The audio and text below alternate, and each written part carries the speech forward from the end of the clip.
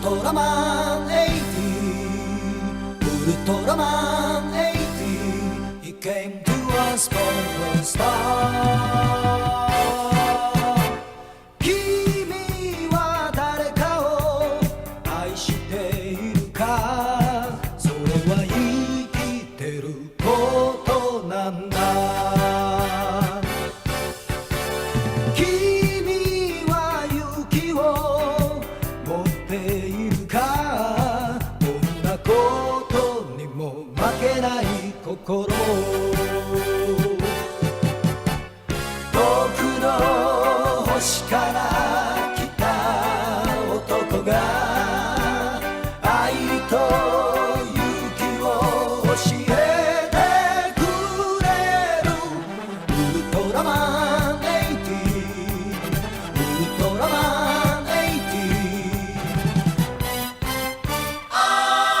He came to us from the start. Hello, you are listening to Ultra Q episode 121. I am Red. I'm joined by Mel. Hi, I can cover the bit. That's okay. That's okay. I fumbled mine too because I said I am instead of my name is, which threw me off. Also joined by Brad. I'm the blue guy. I'm gonna convince you to steal the orb. No, blue guy, don't convince me to steal the orb. I would never steal an orb from the people who took me in. We've got 3 new episodes of Ultraman 80 to talk to you about I think today. you'll find they're like over 40 years old. I shut up. Thank you for your contribution. If you want the We've new got episodes, we got Sick Up in the Queue this week too. We got a skip in the queue this week. That will either have already come out or be coming out later this week. One of the two. I am gonna be a little preoccupied. I have to buy a suit. I'm going to a wedding. Oh, I hate suits. Yeah, I have to buy a. Which is why I want to wear a smart decision. Yeah, I want to wear a suit, but like, I don't have one that fits me right now, because I broke, like, last year I broke my toe and I couldn't walk around for 4 weeks, and I put on some weight and I have not lost that weight, and now my last suit does not fit me, so I have to buy a suit. It's really annoying. And then I also just have to generally arrangements for going to that wedding. Anyway. Episode, first of all, we've got 3 more episodes of Ultraman 80. Brad has not been around. No. Brad, how do you feel about cold opens? It was... it threw me off, let me tell you. Yeah. Yeah. I was like, wait, Weird. something's different. And then I rewound. I was like, wait a minute, that's a cold open. Yeah. So I'll be honest. I listened to last week's podcast, but only what we've been up to. So, like, I heard about the dungeon crawling, and, like, you read one of those, like, Henry Horse playbooks or whatever. And... yeah, the Warcraft ones.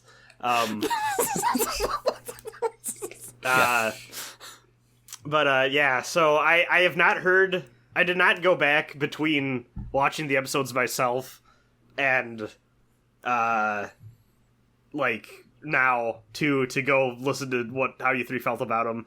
I think you find there were 2 of us, unless we're mistaken. I know Brad too is there lurking. Oh, fuck. He's still... We haven't killed him? No, he's quietly dying in the shadows. Okay. You can hear wheezing distantly in the podcast. Well, that's good. Yeah. My least favorite poison-type Pokemon. Brad 2. That's a really lazy name for a middle evolution. Brad 2, Brad 3. Wow. This implies a third undiscovered Brad. Oh, no, I was talking about wheezing. Oh, yes. Oh, true.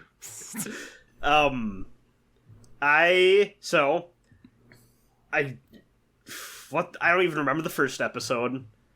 Uh-huh. Well, it was the EGM arc, This was the Sarah, Sarah's friend who went missing and then turned into an alien that didn't have bones. Sure, I'll believe you. I'm gonna be honest, none of what you said sparked any memory in me at all, I don't think.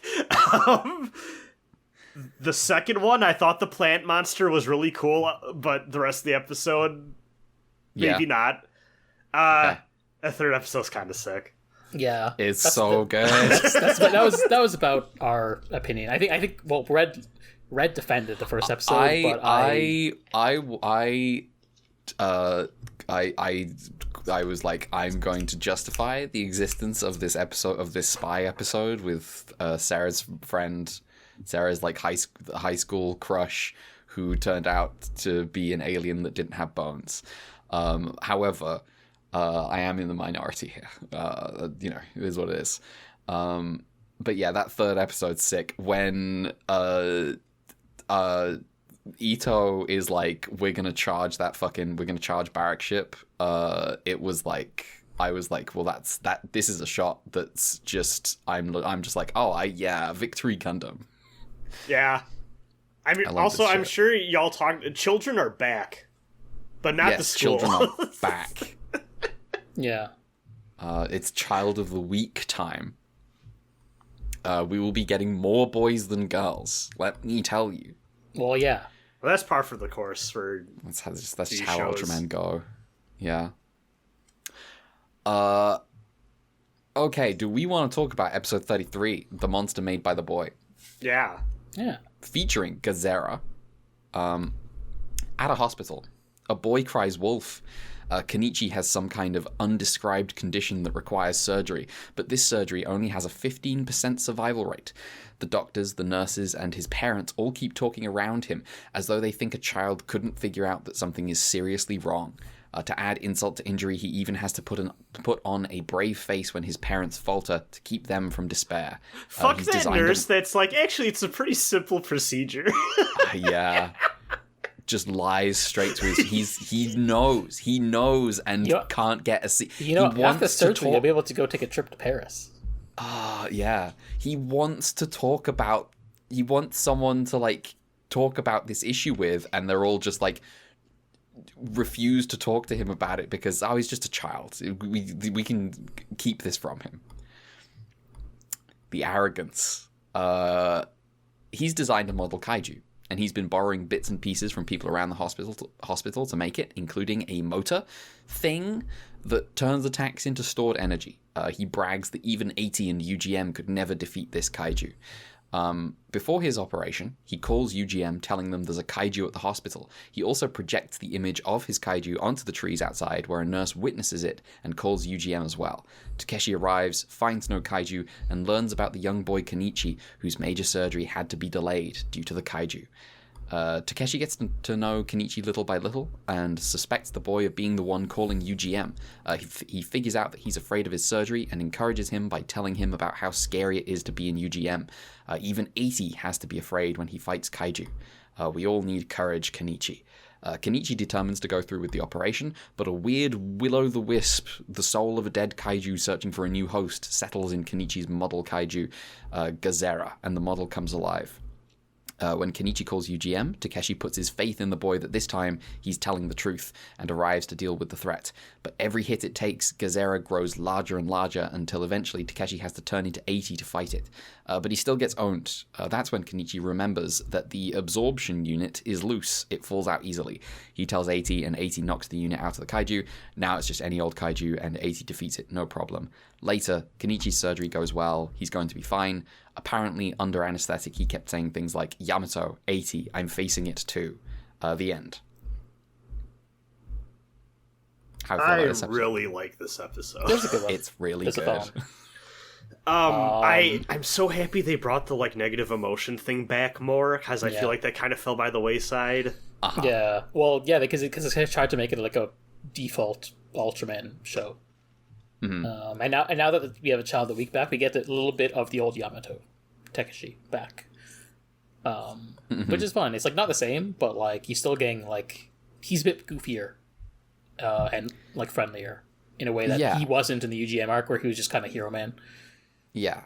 I mean, we've already briefly touched on my favorite bit of this episode, which is that adults think children are fucking stupid. Yeah. And don't respect them and won't just talk to them about things. And treating this kid, It makes sense from what we saw of Takashi as a teacher. Like, he respects the emotional intelligence of children. Yes. That's his superpower. This is like unlocking stuff for me, because I was a sickly child who spent a lot of time in hospitals. Hospitals suck. They're scary places. And unpleasant.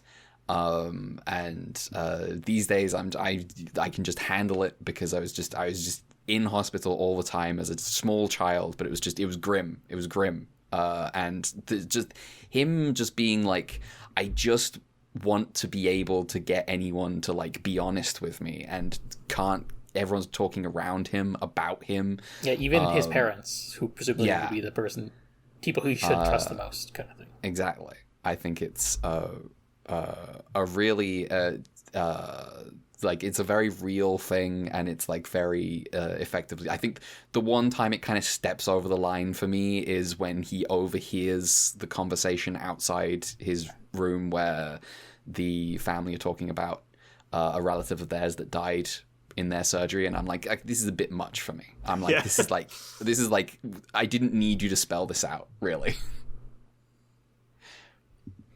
Yeah, I wasn't in the hospital a lot, but I had a major moment where I spent some time where it was kind of up in the air what the status of my life would look like after coming out. And yeah, it is...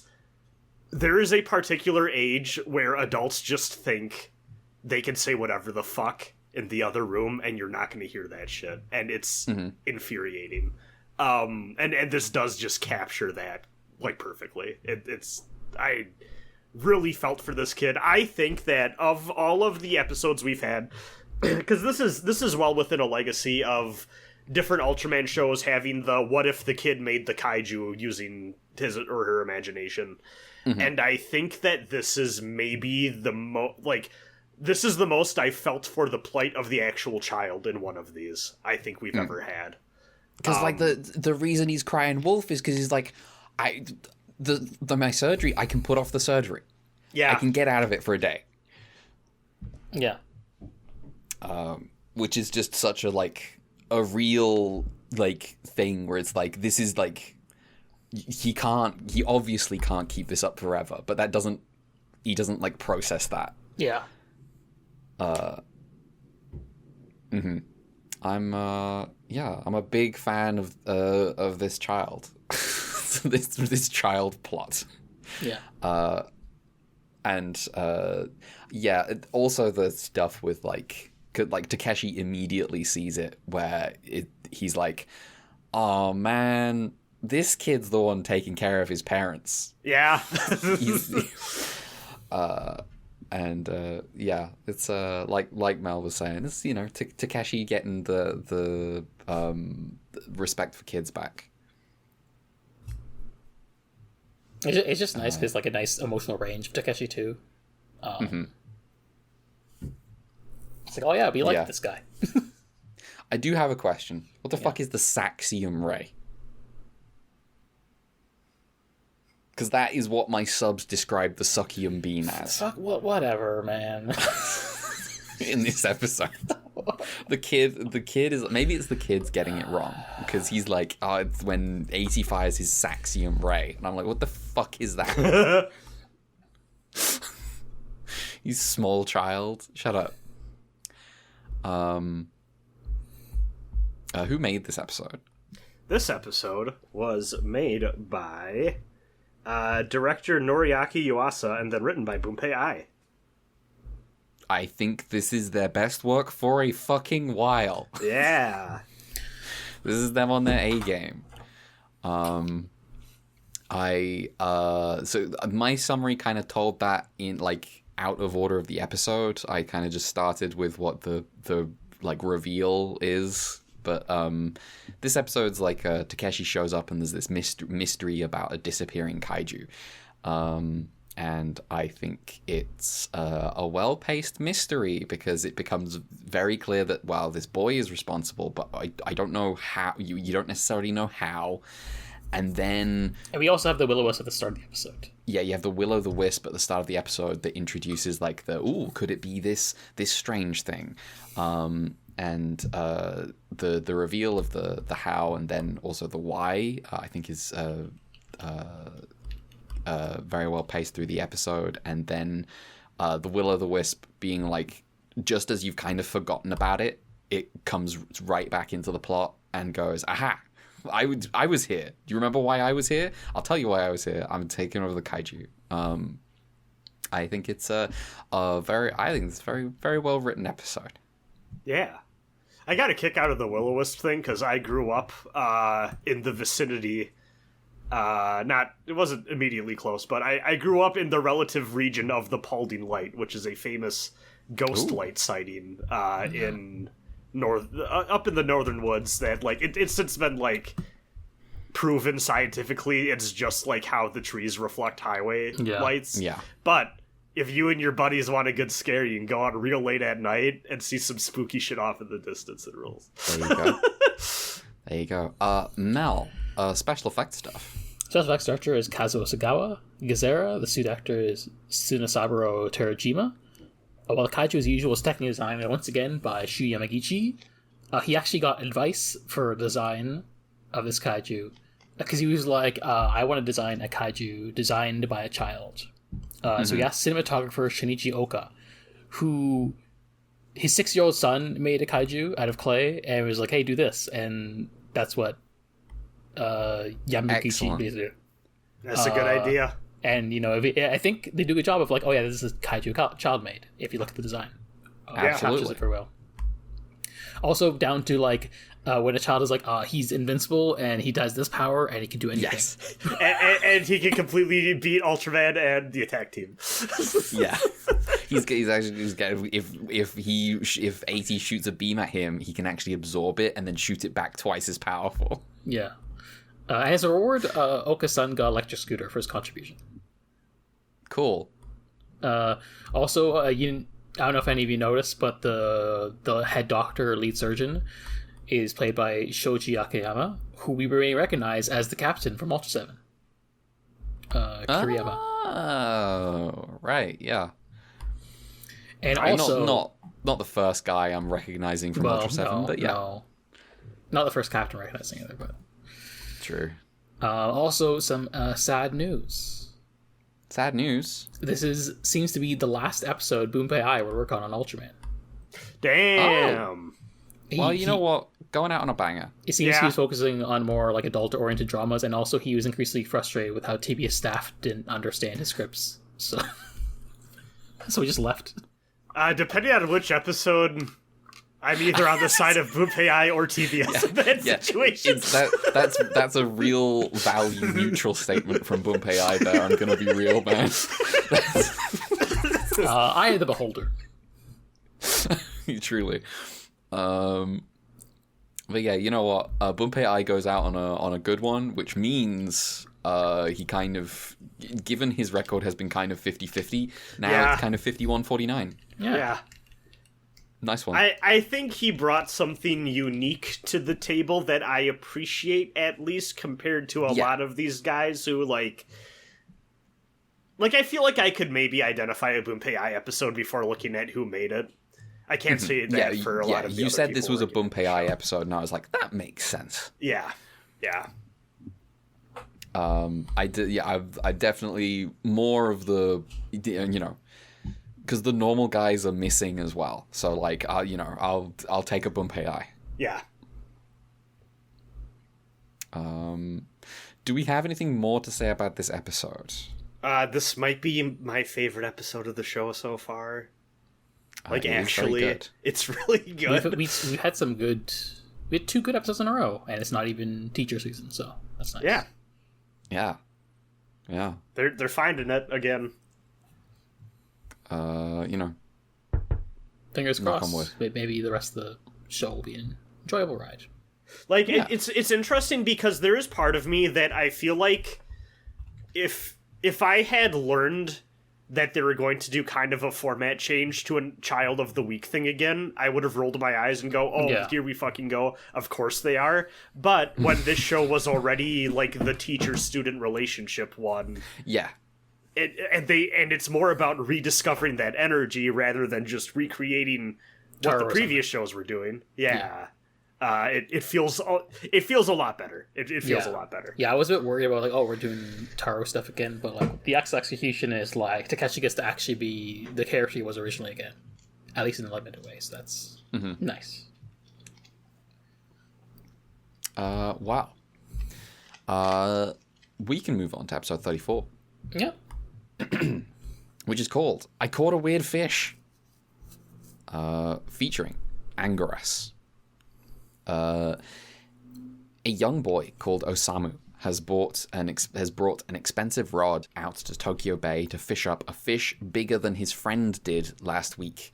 An old guy with a bamboo pole who's been fishing for a long time gives advice and laments that the young'uns don't understand what fishing is all about. Osamu catches nothing, but on his way back he asks someone if he can take one of their catches home. It's a weird fish. Never seen its like in Tokyo Bay. Osamu puts the weird fish in a tank and brags to his friends about catching it. They give him the fish belt, which is the belt awarded to the person who's fished up the biggest fish, but his rival says he'll win it back.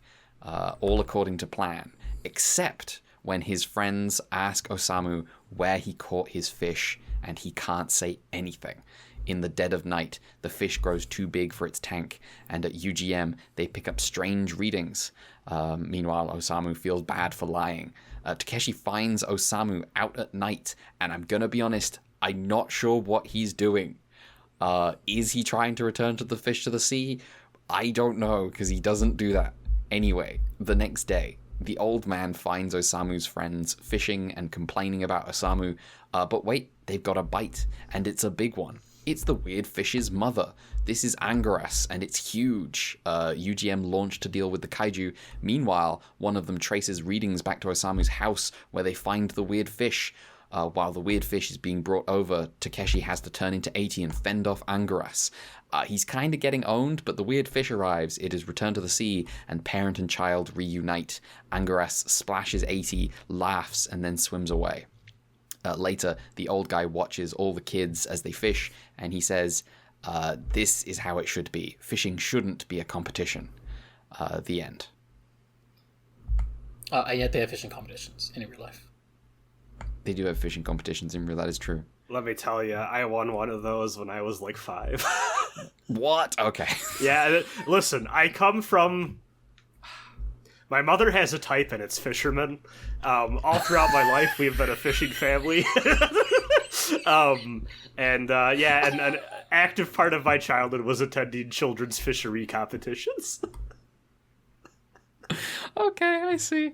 I had a big dumb smile on my face for a lot of this episode. Because if it was a good morning, I'd be fishing, etc. Yeah. There we go. Yeah. I had a big dumb smile. Like, this episode did bring back a lot of good memories of just like, oh, I caught this big fish. Oh, really? Where'd you catch it? I'm not gonna... Like, this is how children who fish talk, actually, to one another. Your mum's the woman in the Women Love Me, Fish Fear Me. Yeah. Yeah. She swears it's a coincidence. Me and my sisters aren't convinced. I see.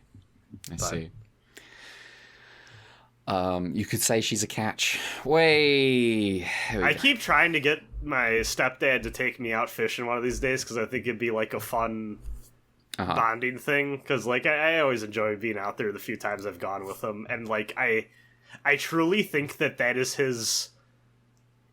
I don't need to talk to anyone. Yeah, he's thing. Like, no. Yeah, and I'm just like, okay, like. Whatever you want to, which may be... Like, he has taken me out a few times, but I am like... I feel like this is doing something for you that I do not want to intrude upon. Yeah, so this is me, like, when I go out for a walk, and like sometimes my family will be like, hey, want to go together. I'm like, no. No. This is for No. this What is are for you me. talking about? The reason I'm walking is because you're here. Yeah. My stepdad has told me that the reason he hasn't retired is because he sometimes doesn't want to come back. That's class. Fucking classic guy. My wife. I think Yeah. I think Yeah. like the week. I think the last time I went with my family was like once my dad was like, "Hey, we can go together," and I was kind of arm twisted it, and it was the same day that I was listening back to our 80 or not 80 our Ace finale episode, and I was like, I have to keep pausing to listen to whenever my dad speaks. Lol. Wow. This episode. Yeah, I like He it. catches- I think yeah. the It's fun. fishes I are love good. this goofy ass fish kaiju. It's a great kaiju. It's I was so like- goofy. I wasn't sure if I was like gonna like this episode, but when I saw the kaiju in the next episode preview, I was like, oh, I love how delightfully dumb this is. It looks like incongruous with like the rest of the kaiju designs in the show so far. So I don't know. This could just be a Japanese cultural like depiction of a fish thing, but like I kept getting cheap vibes, like from Mario, from the design. Oh, of the right. yeah. Yeah. Yeah, definitely. Like specifically, Which, like which the, is the also big round lips. Magikarp vibes. Yeah. To be honest, this is kind of just like mystical fish stuff, isn't it? Yeah. This is Yeah, like the 'cause- most defensive of its children fish I can think of. I don't know how defensive like fish usually are of their children. Oh, right. Yes. I mean, this is absolutely what if fish had a nuclear family. This what if, Like the what episode if- of Tara, where or, well, a turtles had single a mother. nuclear- Yeah.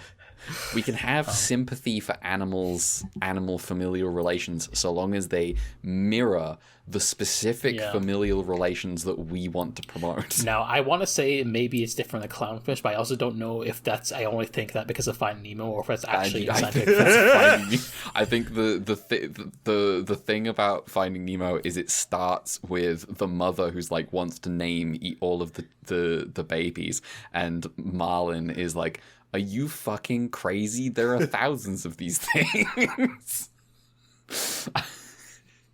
Takashi Yamato being like, I hate the fish because they have schools and I don't. Yeah. Ew. Yeah. There's you've got the thing in this episode where the weird fish kind of mirrors like the guilt of Osamu, the growth of Osamu's guilt, as the guilt that he feels over the lie, eventually Guilt the fish over kind lie. of like overgrows the tank, and it's like it becomes this big inconvenient thing that he has to deal with. It's funny because his parents are just kind of like don't care really. Yeah. They aren't really concerned with this giant fish absorbing the entire tank. But the mother is concerned with the fact that you're gonna spoil that child by getting Yes. that fish a tank that fits the fish. Yes. Sheepish dad. Yeah. And then the mom is reasonably worried when the son is involved in like crazy kaiju plots. Well, you could say that this is a mirror of the relationship with the fish. Yeah. Because she's like, I need my baby, and the giant fish is like, I need my baby. Bright television is so easy. Exactly. And yet, as we always say. The one thing I'll say about this, and yet Subarashiki somehow doesn't know how to. The one thing with this episode is that the him being like he's told this lie, and the moment someone asks him a question to kind of drill down into the lie, he's like, oh, fuck, this is a nightmare, isn't it? I shouldn't have started this. And it becomes this big thing. However, because the plot has to very quickly get into kaiju stuff, it doesn't actually become this episode about the kid telling more lies to cover up the lie, and and the fish kind of growing along with that to be like this inconvenient thing, which is kind of what they're going for, but they just don't. They have to go straight to kaiju. I feel like he was like carrying the fish out to dump it out in the garbage can, and then gets caught midway. Gets caught and just ends up putting it back in it.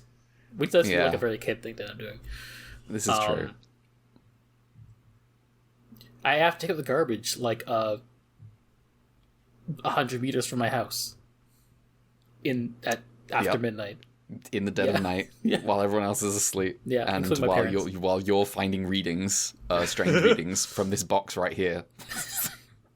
I do think at least there's like a low stakes lie, so it's not like the most important thing in the world that he's like has to keep lying. But I just think I'm just like there's like a little middle bit here where I feel like they've skimmed something, but overall I think this is a good episode. The punchline, of course, is there's a giant stupid fish, and it laughs at 80 when it splashes it with water. When it splashes him with water. Yeah, it's good shit. Who made this episode? So this is a fun one. This was directed by Noriaki Yuasa and then written by Toshiro Ishido, making his Ultraman 80 debut. He's back. There we go. He's back. Wasn't he the weird conservative guy? I believe so. Wow. I can't remember, because I think you were the one that was informed of. Yeah. You know who's old and fishing? Yeah. Sometimes it's conservative guys. Yeah. Mel, your stuff. Special actor is Kazuo Sagawa, and Gora's suit actor is Tsunasaburo Terajima. Actually, he's the suit actor for all the kaiju this match, so. Nice. What else is there to say about this episode? Brad made the joke about schools earlier, and I remember the Pokemon Wishy-Washy exists. That's cool. Okay, I'm going to look up the Pokemon Wishy-Washy. Ever seen it? It's from Sun and Moon, so maybe you haven't seen it. I have not seen this Pokemon. I'm looking at it now. This is quite a cute fish. Yeah. It's crying. And do you see the form it has later? It's like lots of fish. Yeah. It like groups up. Yeah, it's this weird thing where it's like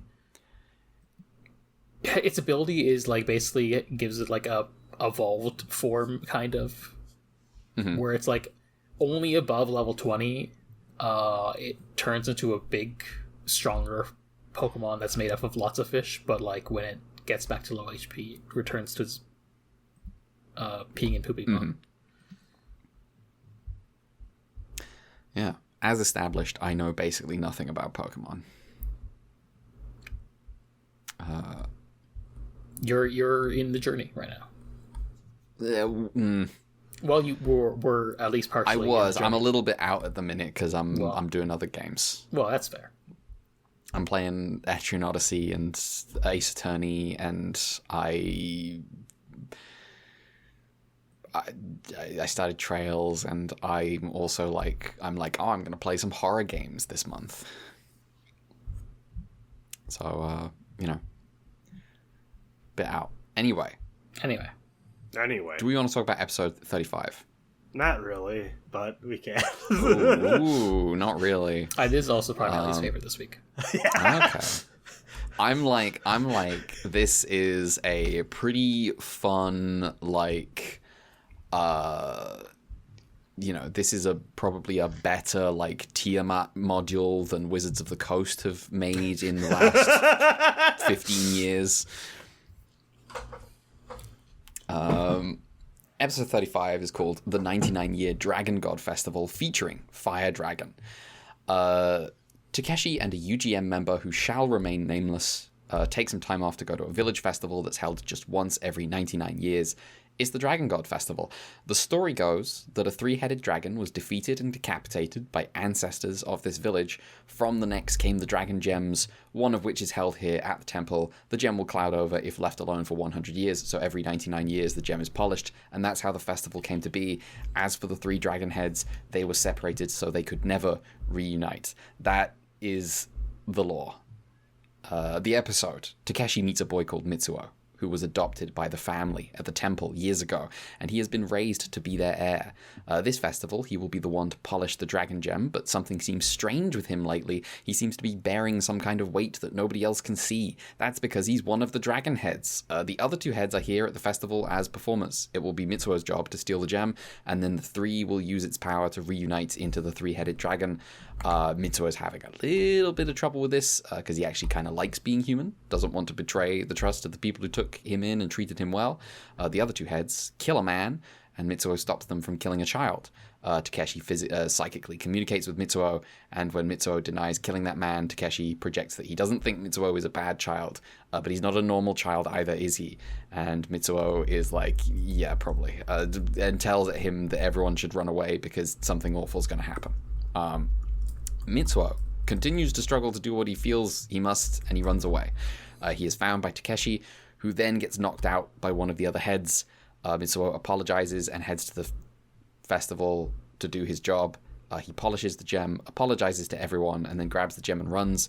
He and the other heads reunite into the 3-headed dragon kaiju that's just called Fire Dragon. That's its name. Yep.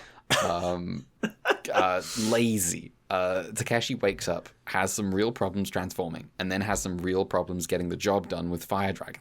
Luckily, the Mitsuo head finds it in its heart to bite the middle head. 80 defeats Fire Dragon, and the gem is returned. The people of the village wonder whatever happened to Mitsuo, that brave boy who saved a child from being murdered.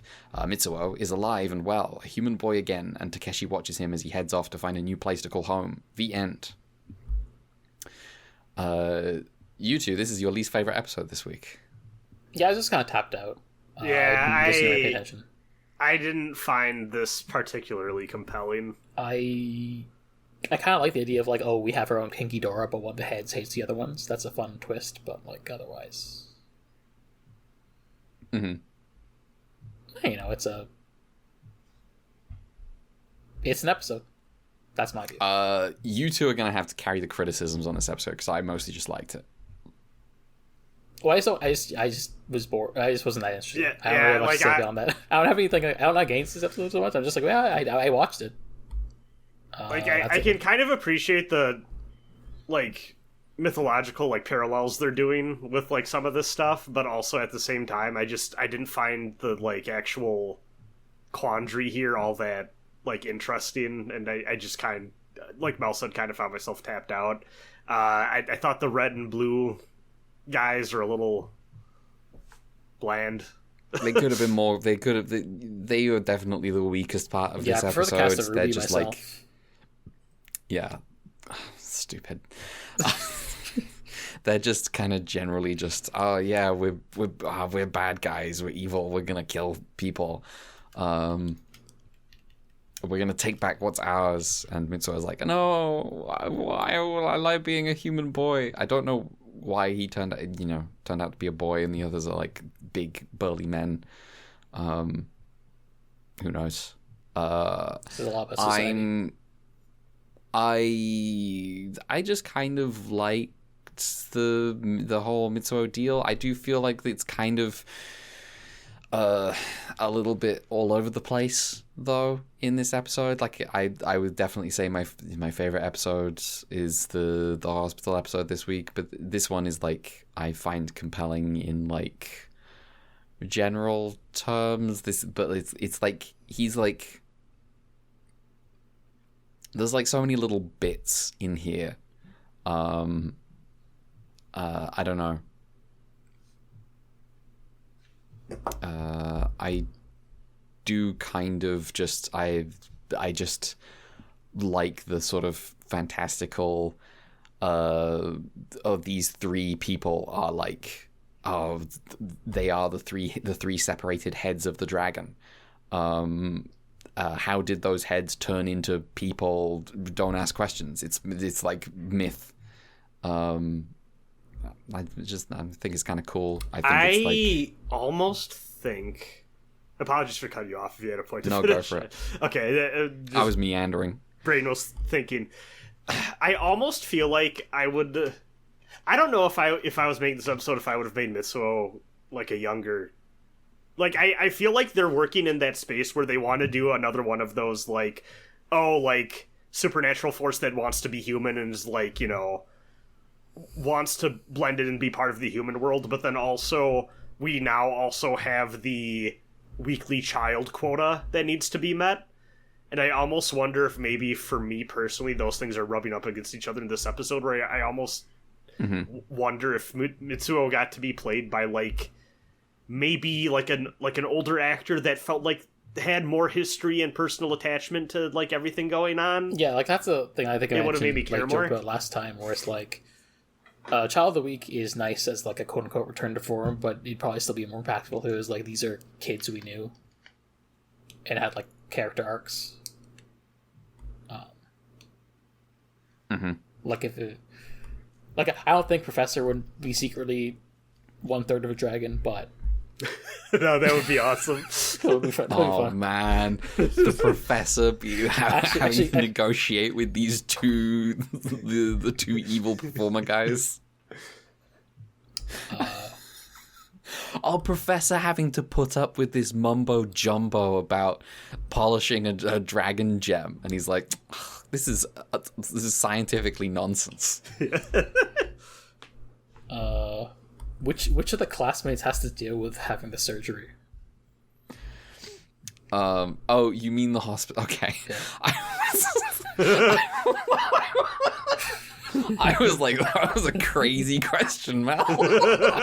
You mean the episode we watched this week? Yes. Except the thing is, I don't think know. someone of Takeshi's student's age would probably be like making a kaiju like that, probably. No, I think they'd be making it would be like someone whose like hobby is kaiju modeling. Yeah. And Yeah, who's, it'd be more really like good at it. Chuni. Yeah. Yeah. Oh yeah, man. Like he'd be a really cool ninja guy.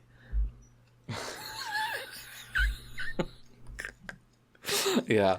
Oh, you know, the child would have an ideology of kaiju design. We need those back desperately.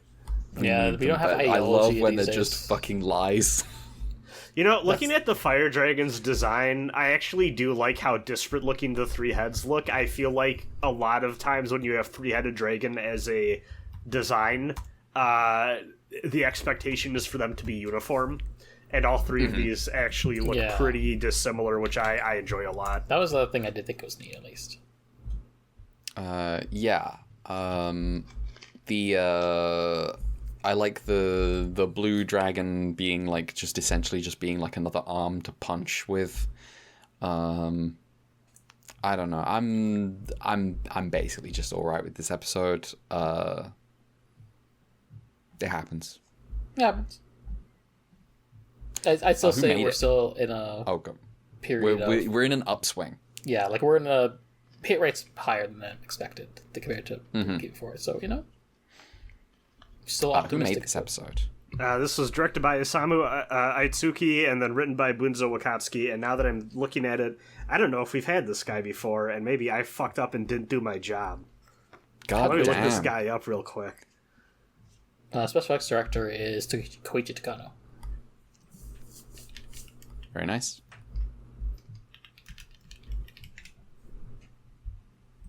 Oh, he's on Drama Wiki. Thank you for giving me his name in kanji. Okay. He was born in This is from Japanese Wikipedia. Born in Hokkaido in 1944. After working as an assistant director in the Kabukiza TV Room, Toho Films, and Daiei Television, made his directorial debut in 1974 with the TV drama Ranragumo. And yeah, it looks like he is a drama guy. Yeah, Okay, what the fuck is this? This must be a series, because he worked on 3 shows in quick succession called Red Suspicion, Red Shock, and Red Torrent. Yeah, the Red series. That's mine. What is this? It's mine. Long-running series that's immensely popular, depicting men and women who move forward positively while facing various trials and difficulties. This is the least helpful description. You said moving on positively with their lives. I would like to retract my previous statement. This is clearly not about me. Oh, wait, these are films. Oh, okay. Yeah, I guess these are all drama films. Like, one of these is about a young girl with leukemia who only has a short time left to live, while also a half-sibling struggles with a love affair. Okay. I see. So that's what So she gets into selling meth, right? Yeah. In a trailer in the middle of Albuquerque. Yeah. Yep. I'm gonna look and see if this person's done any other. No, only Ultraman 80. No Kamen Rider. No Sentai. So mostly a drama person. There you go. There we go. And very, very few, like, these are some of my favorite, like, Wikipedia articles I find for people where their bio is, like, 2 sentences long, and then their, like, list of work is ginormous and, like, spans decades. just a professional. Just someone who's just been at it. So sometimes you get like, this is a Japanese creator. They have 2-sentence page and is a huge list of stuff, and like almost all of it's either no link or red link. Do we have anything more to say about this episode? We might not. It might be unremarkable. Nah, I just kind of shrugged at this one. It's not bad, I don't think. If I ever have to run any kind of like classic D&D-esque RPG again, I will be stealing the 3 heads that become the 1 dragon. Thank you. What would you use to run it? I don't know. There's some kind of fucking OSR. I don't know. Yeah. The thing is, that's all dungeons and shit. I don't know. You're not gonna bust out the rules cyclopedia. The rules cyclopedia? What the hell is that? Okay, so once upon a time. No, basically it's the final form of the basic line of D&D. I think I'm at a point in my life where I have established that I think if you combine the rules cyclopedia with some of the rules, but definitely not all, from 2nd edition, I think you get my ideal form of D&D. Oh my god. Sorry, this is over 300 pages of D&D 1st edition rules. Yeah, it's something. Okay. Something. You know what it doesn't do? Tell you how to fucking play the game. That's... You bet. You fucking bet. Didn't have to tell me that. Did I told you about the Sword World game books that read like adventure game books where you can literally you can just read them and play the game. Yeah. Which is just like, oh my god, that's so cool. Sword World coming out in English. I'm excited. Yeah, apparently. They got a new artist for it and everything, and the new art looks really cool. Download all those fan translations before they get nuked by the translators, who are too respectful. Yeah. People love doing that. People love to, when an official thing comes out, they go, we're just going to remove all everything we've translated for this game. Yeah. Anyway. Yeah. I'm curious because in the preview things you can download for the new version of Sword World, they do thank the fan translators, and I was like, okay, well that's okay. So that's a good sign, but that's a good sign. That's a good sign. Yeah. Well, do we have color timers, Mal? We do. Episode 33, 2 minutes 41 seconds. Episode 34, 3 minutes 28 seconds. Episode 35, 2 minutes 48 seconds.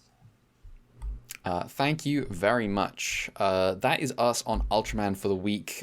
We will be talking about anything else after this brief musical break.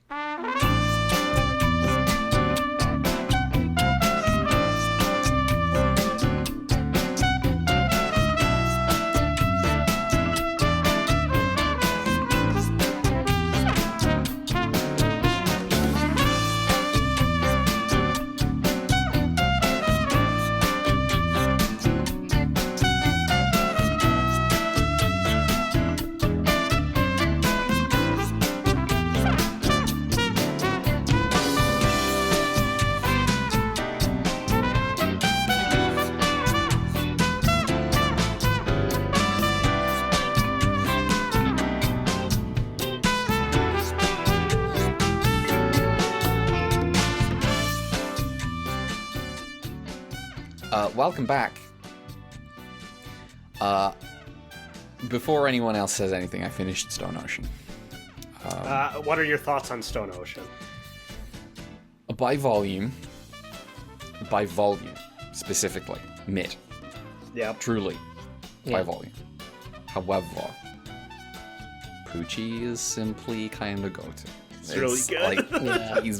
Like, him chasing that child through the prison, being like, you have fucked everything up for me, I'm going to kill you. Is so good. Yeah, the way I always describe Stone Ocean is I'm like, I feel like part 5 and part 6 fall into this gulf of JoJo for me, where I'm like, I think and by the time you get to those, I'm just like, I'm kind of done with the weekly stand battle format thing. I think it gets kind of played out, but part 6 I will have to give over part 5 simply because I do really like Jolene and Poochie a lot. Jolene is very cool. The one thing I have is okay. This is like huge. This is just I'm talking about the end of Stone Ocean spoilers because all three of us know about it. And if you're listening, I'm sorry, you just have to skip to the next thing. The fucking like it's a very cool ending.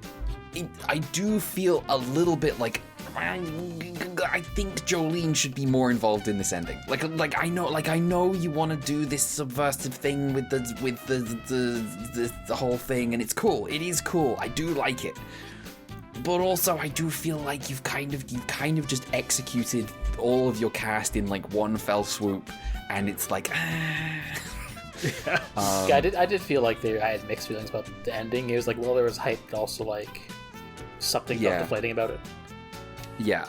I do like Poochie's like plan. Like I think it's like a cool bad guy thing where he's created the universe again, essentially. But now everyone instinctively knows their fate and is there, and he's like, and that is heaven because we'll know what's coming. And we can mentally fortify ourselves. I like the detail like, that somehow Rohan is still able to keep up his manga output. That is funny. I think it's like a good like stupid motivation for a bad guy. I also just think the whole everything on like once they get to Cape Canaveral is like great. Absolutely favorite Stone Ocean moment.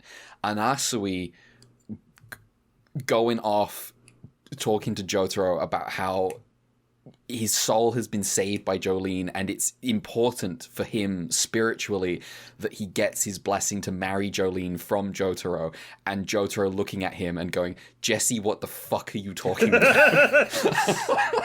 It's so good. My most memorable NSC moment is when he's complaining how Mickey Mouse is gone from... If it's not Mickey, obviously that's not in the TV show. Yes, that is obviously not in the anime. But I have seen that panel. I have. Yeah. Oh yeah, it is wild to me you've watched all of JoJo and not read it. Like I understand this is a route that I know can be this taken. is like antithetical to like my general stance on things. It is strange. Yeah. I know. I also think Heavy Weather is a really funny stand. Heavy Weather is like... I found heavy weather kind of annoying because it's like, oh, it's this secret ability that he's been hiding and it's secretly OP, and it's his memories are back, and then it's like it turns people into snails because they think that it's going to turn them into snails. Listen, you don't know that there isn't a type of weather that is rainbows that make you into snails. It could exist. Shout outs to how they do that in the like slop arena fighter they made, where how do they do that? Let me see if I can find it in. But I also just think they just get the shell on their back and like bend over. I kind of think the backstory on him and Poochie has zero source.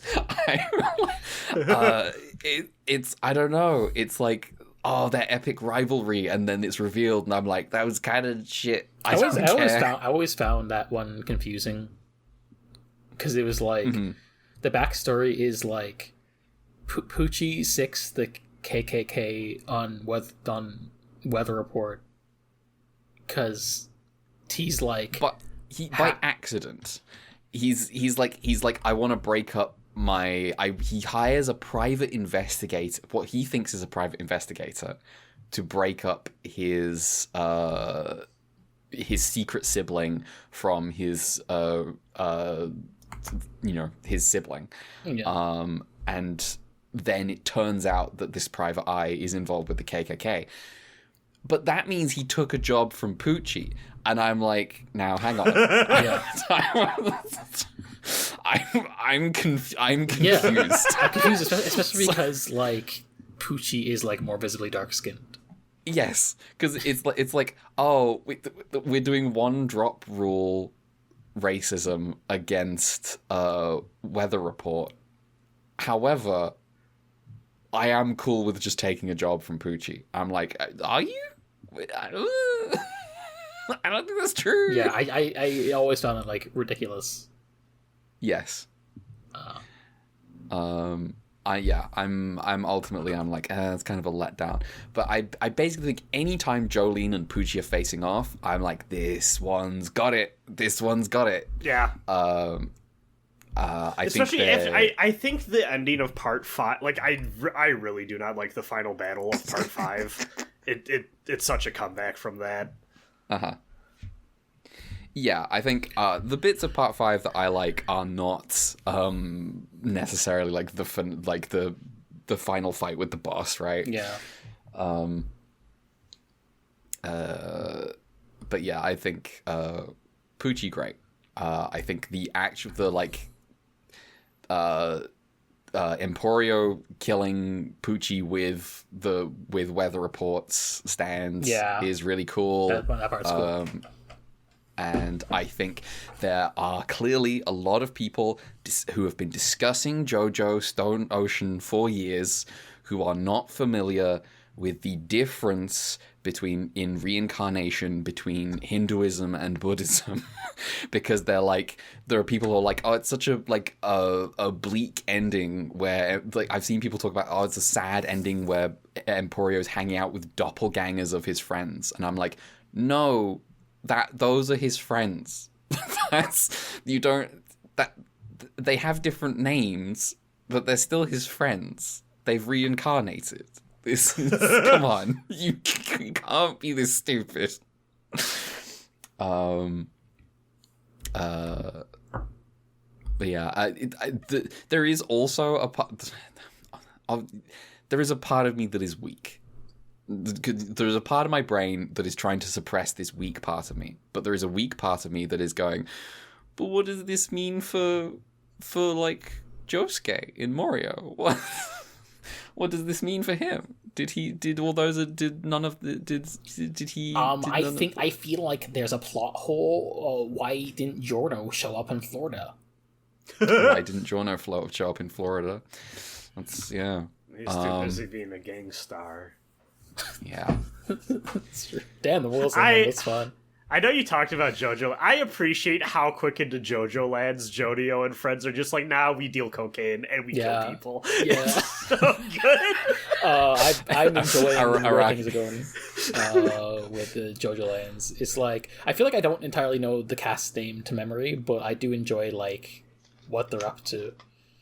Because they're just like trying to scam a really rich landowner.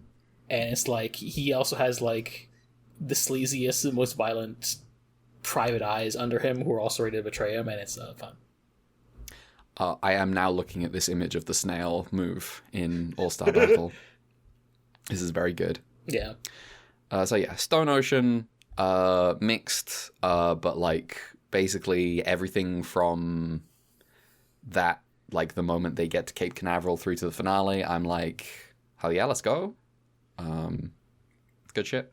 Maybe I should restart Steel Ball Run. It's the time. I'm gonna be reading reading Steel Ball Run. I'm lazy to reread anything from JoJo, but I'll probably actually watch Steel Ball Run.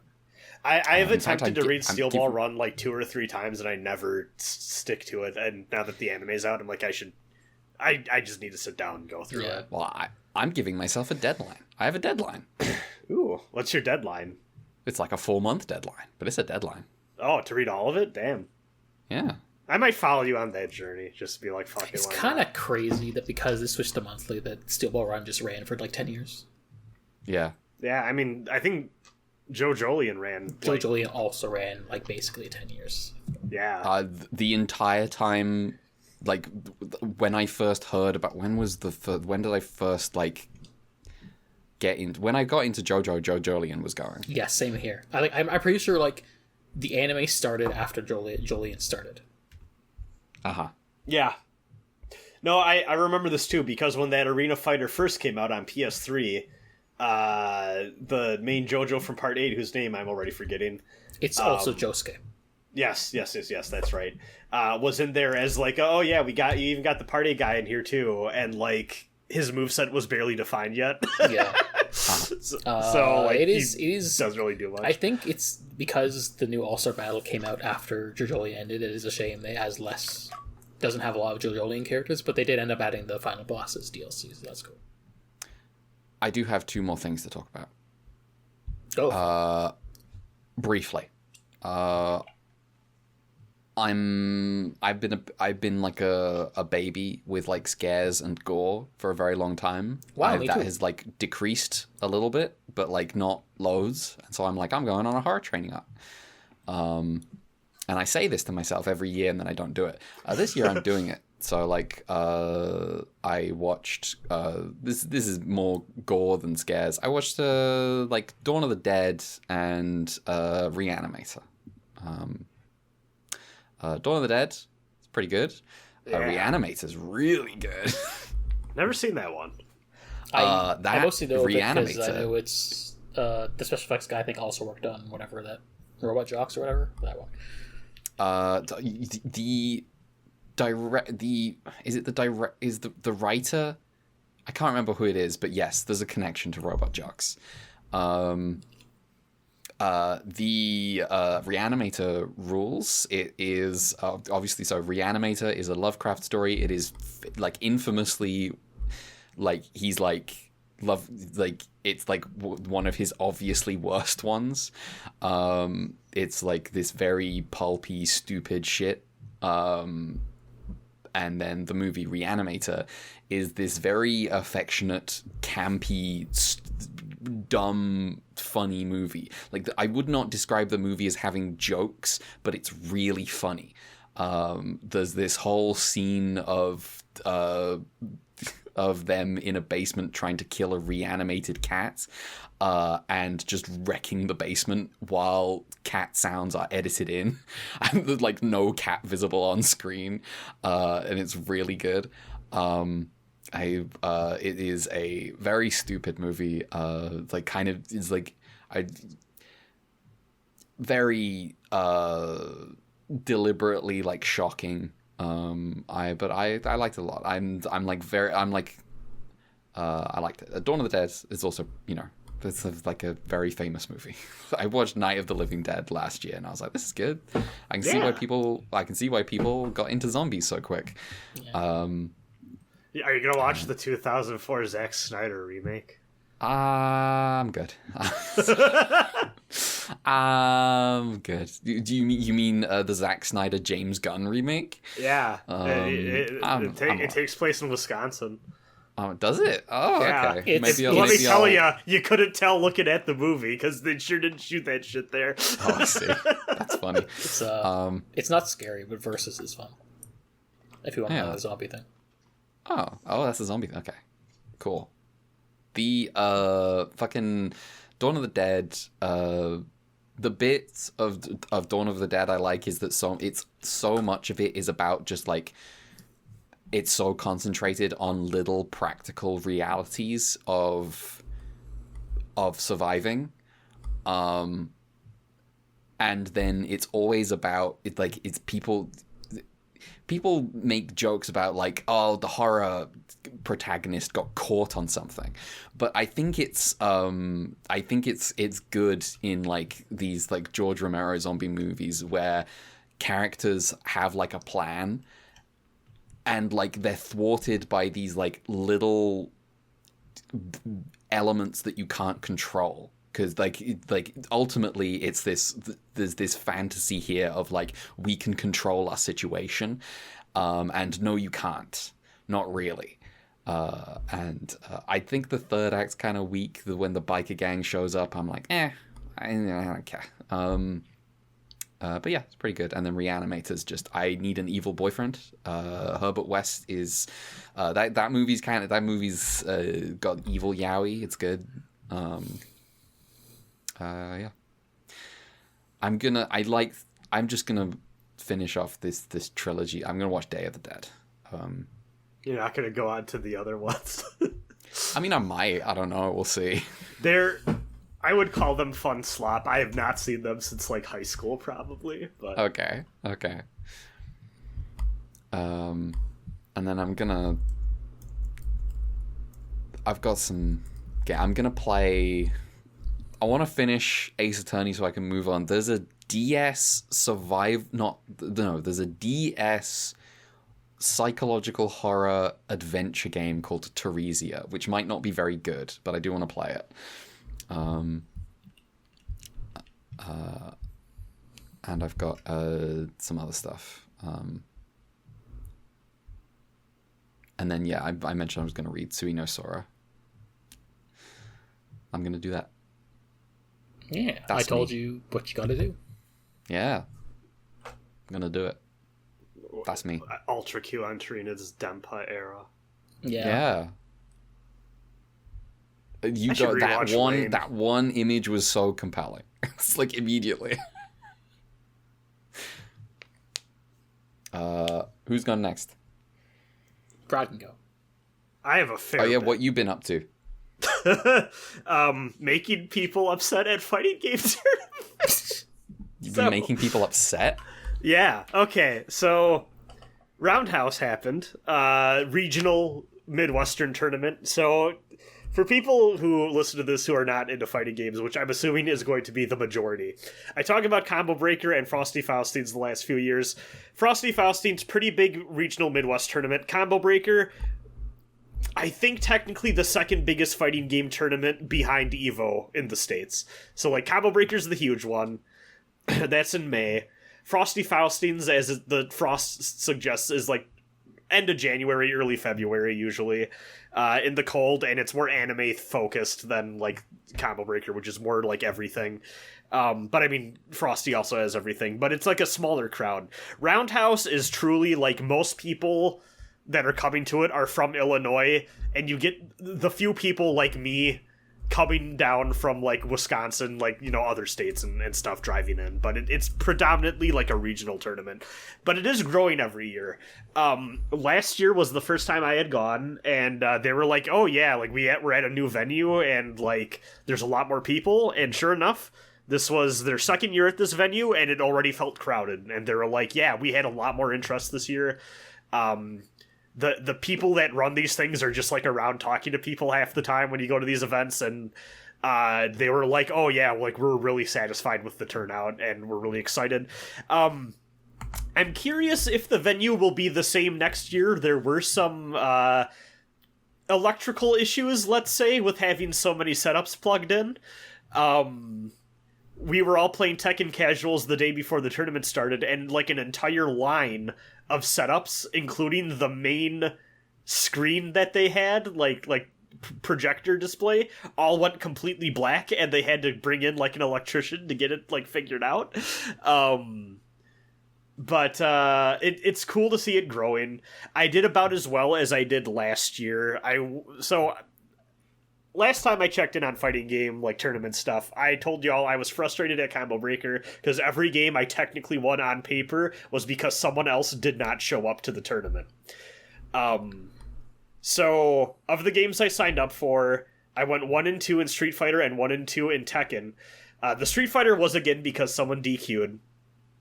Tekken, I went 1 and 2 because I beat someone, which I was happy with because that's the game I have spent the most time practicing. I should also state, Tekken Chicago scene is maybe... Chicago has historically been one of the stronger parts of the states for playing Tekken. America, not particularly known for being a strong Tekken country. But, like, if you are playing, like, there's some real killers in, like, the Midwest Chicago scene in particular. So I already kind of, like, went into it knowing, like, okay, I'm going, like, into, like, the Lion's Den here, right? But I got a win, and when I won, like, normally what's custom is, like, you feel whatever you need to feel, and then, like, as the game kind of comes to a close, you fist bump the other person, like, good games or whatever, right? And then you say, like, do you want to report it to the TO, or do I? Like, you know, you have that, you figure it out or whatever. And this guy just immediately put his head in his hands, and I was like, good games, man, and just did not want to move and get up from the setup. And I was like, oh, this is awkward. So I just was like, well, it was nice playing, and then I went up and went over to the TO, and I was like, yeah, I won that 2-0. Because, like, what are you gonna do? But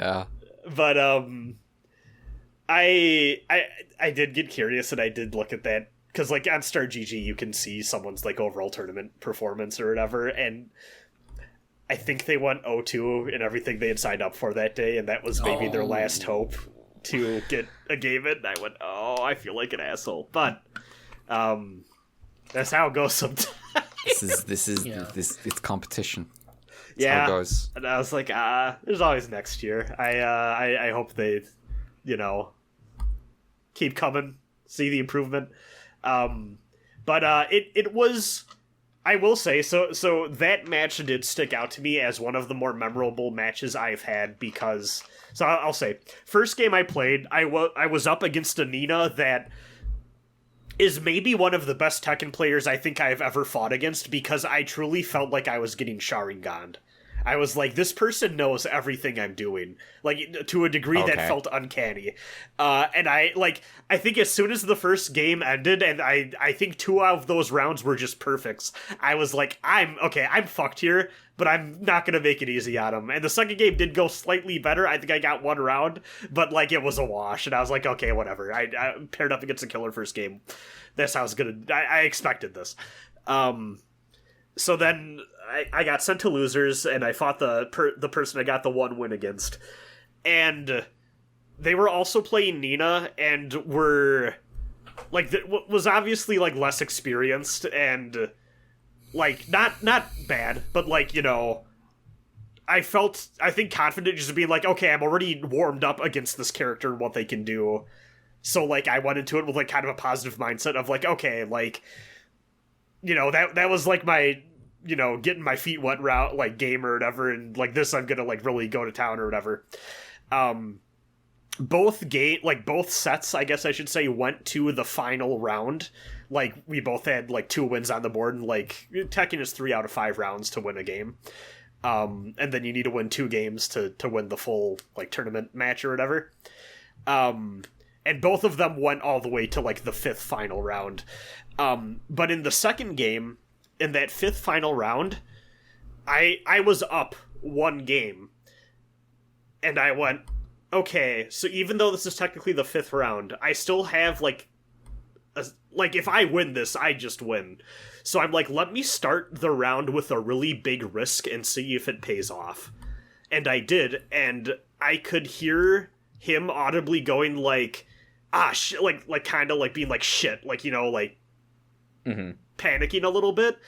And I was just like, okay, I'm going to take another big risk and see what happens. And I did, and that also landed. And I just heard him go, no! And I was like, okay, now I'm just going to play really tight and kind of chill and just do kind of the flow chart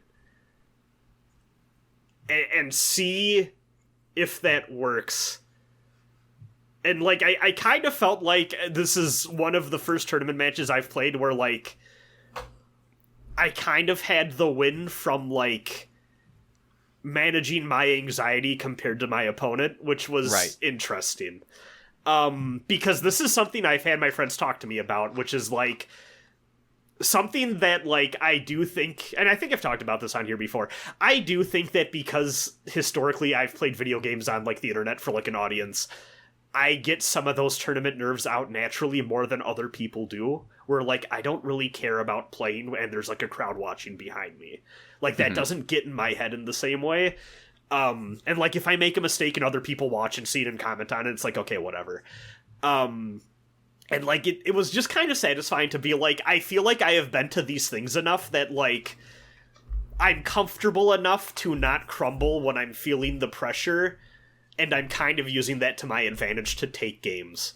And that was kind of an interesting thing to consider. In, like, my current, like, couple years in, like, going to these events and taking them seriously.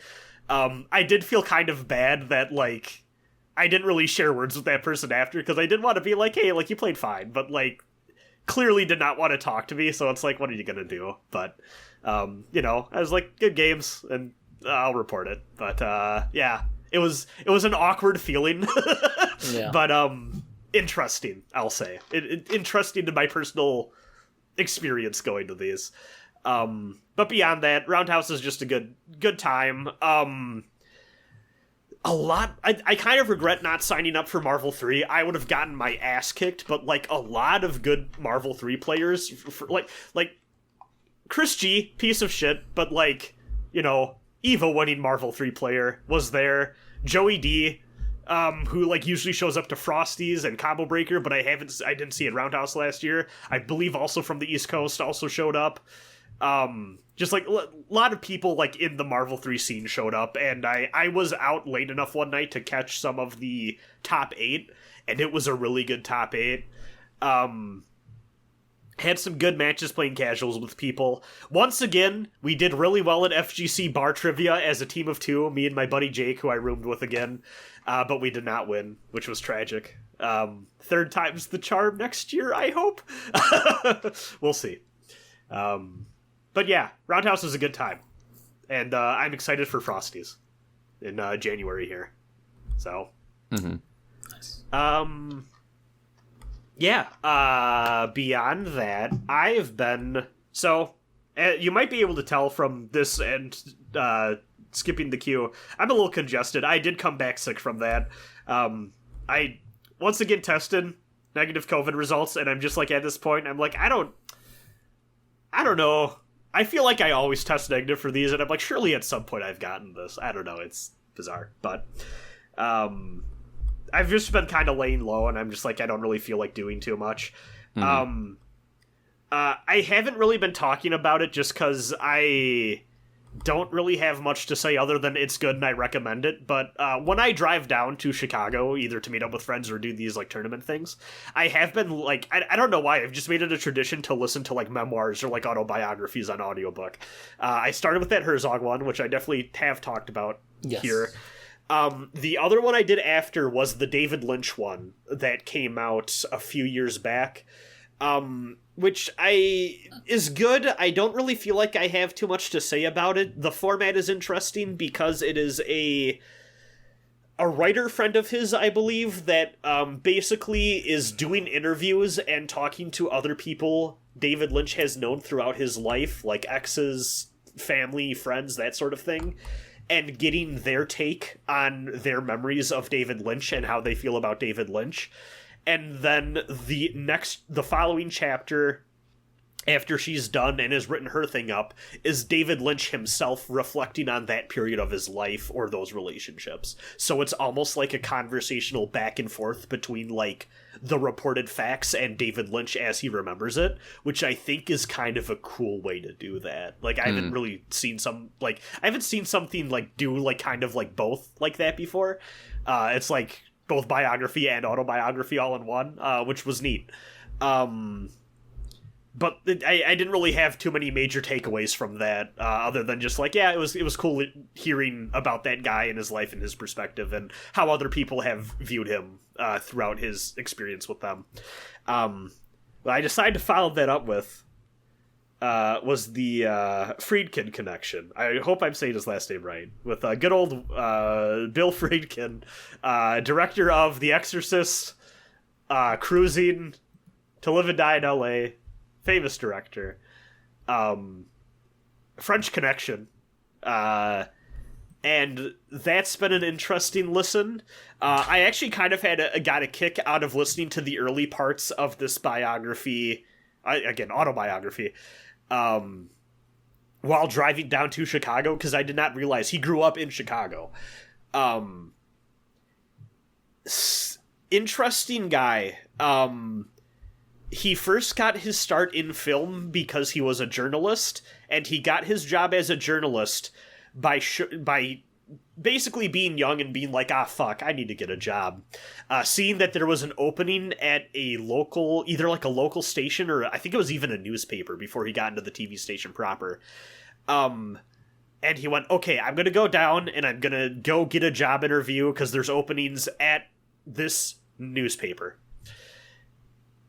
Little did he know, down the street was the other big Chicago newspaper, and he saw the building and just kind of assumed. So he's like, yeah, I'd like an interview with the boss. So he goes through his whole, like, spiel of, like, here's why you should hire me to the boss. And the boss is like, well, that's great, kid, but, we're not hiring right now. I think you wanted that building over there. And he went, oh, fuck. And he's like, but you know what? I like you. Do you want a job? The world has changed. That's pretty good. The world has changed. The world has changed. So he's like, yeah, you start next week. Don't be late. And he's like, oh, fuck, well, that worked out, I guess. And I guess at some point, he did that for a bit. He did some TV production stuff. At some point, he starts working, like, the crime beat. And he finds himself working on either a case or multiple cases that have him going down to death row and doing interviews. And he starts to get kind of fascinated by the whole thing.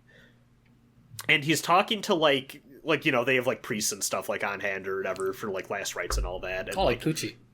Yeah. Yeah, actually. So he's talking to the Chicago Poochie. And he's like, hey, just between you and me, do you think any of these guys are innocent? And the priest is like, let me tell you, there's one guy that all of us here think is innocent. We think it's kind of bullshit. And he's like, you think it'd be worth doing, like, a story on? And he's like, oh, fuck yeah. So he goes to his boss and is like, hey, I think we could use the TV to get this guy out of death row. And his boss is like, oh, Jesus Christ, kid. And he's not super willing to, like, take it himself, but, like, he's like, listen, I think you got a story here. Let's work some connections that we have working in this industry for as long as we have. Let's see if we can get, like, a TV documentary thing made. And I think it eventually grows even beyond that and becomes this documentary. But basically, there's a guy who's serving on death row, accused of killing someone, I think as part of, like, an armed robbery, but there's no proof that the guy was actually the guy who killed the, like, I think it was, like, a security guard or something like that. And, like, just, like, the overall evidence is pretty dubious. So, William Friedkin befriends this guy, gets his whole life story, and makes this really popular and, like, critically beloved, like, documentary basically claiming this guy was innocent, and the dude eventually does get out of death row, and like there is action taken that eventually like he gets out of prison entirely. And part of that, I believe, like, the authorities involved were even, like, we saw the documentary, and, like, it does make a very compelling case that we should not have put this guy on death row. And that's how he got his start in the film industry, as, like, a name people knew. And that whole section ends with him being like, you know, as I got older in life, and I reconnected with that guy, and I looked at the facts of the case, I totally came to believe that he did, in fact, fucking kill that guy. But he also clarifies, because as part of this journey, he witnessed another criminal's execution by electric chair, and he said it was the most horrific thing he had ever seen in his life. And he's like, I don't think anyone, no matter what they did, deserved to die that way. So he's like, I don't regret sparing that dude from that, but also eventually over time I was like, oh, I do think that guy was kind of a piece of shit and did kill that guy. Which is like an interesting thing to hear someone kind of negotiate and reflect on as an old man. And I'm just about getting to the part where he's talking about how he went on to do his other movies, and I'm excited for that. This did put me in a mood to go watch some of his other movies. Have y'all ever seen Sorcerer before? Is that the one with came out like the same year as Star Wars? It's the Delivering Dynamite or something. Yes. I have not seen it, but I know. Yeah. With our good friend Roy Scheider.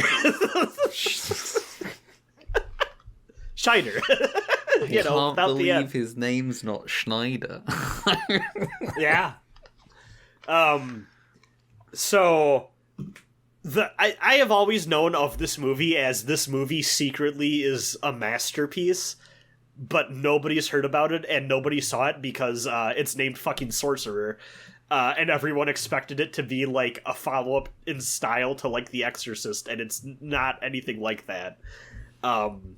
This movie fucking rules. Okay, so it's technically a remake of The Wages of Fear, 1953 French film that I think is also based on a book, if I don't remember. But okay, so the film starts, right? You get a man, I think in Mexico, just like putting a silencer on his gun, walking to a hotel room, killing a guy. You cut to Israel. You get a group of Palestinian resistance fighters bombing a building and then all trying to make their escape from the IDF, and only one of them makes it out. He's like, fuck, I gotta get out of the country. You cut to a guy in France who, his underling, he's like a rich, wealthy dude, and his underling's like, hey, all of our, like, bullshit that we've been pulling at the stock exchange has been figured out. We need to figure out something or we're going to be arrested in like 24 hours. And he's like, don't worry, we'll figure something out. Call your brother. He knows what strings to pull, and he'll get us out of this. Dude goes on the phone with his brother. The rich man is like, I'm gonna go back to eating dinner with my wife. Here's a gunshot. Sees that the other guy has blown his brains out in his car and goes, fuck, I need to get out of the country. And then the fourth little, like, scenario we get here is, this, like Irish gang doing, like, a heist on, like, the mafia on one of the Catholic churches that they control, and they make out like bandits with all this fucking money, and then the car crashes because they get into an argument. And only one of them escapes and is like, fuck, I gotta get out of the country. All of these different, like, you know, criminals, like, all like different, like, reasons to, like, they're fleeing the law or whatever from where they're come from, make their way to this unnamed, like, town in South America, and they're all like, we need to we need to do something to get the fuck out of here. We're tired of laying low down here. So they take this job where they need to deliver this old nitroglycerin, which makes it extra sensitive. Like, it's literally that Ultra 7 episode we watched, like, delivering the explosives, right? Yeah. And they all are like, all of us are using fake names, and we're not going to pry too deeply as to why we are here in this country that we're definitely not from. But we're all going to work together to deliver this extremely dangerous material where one wrong bump along the way through the rainforest will blow us up. And we're just going to deal with it. And it is the most dudes rock movie I've seen in a minute. It fucking rules.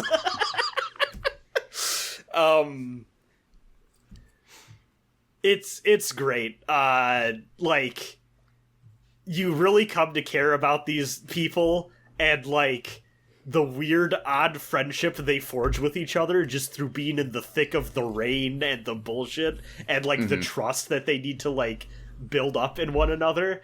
And it's great. I guess I should state, so the last three that I talked about, they're all on the run from like the law, and they're like, I can't go back to where I came from.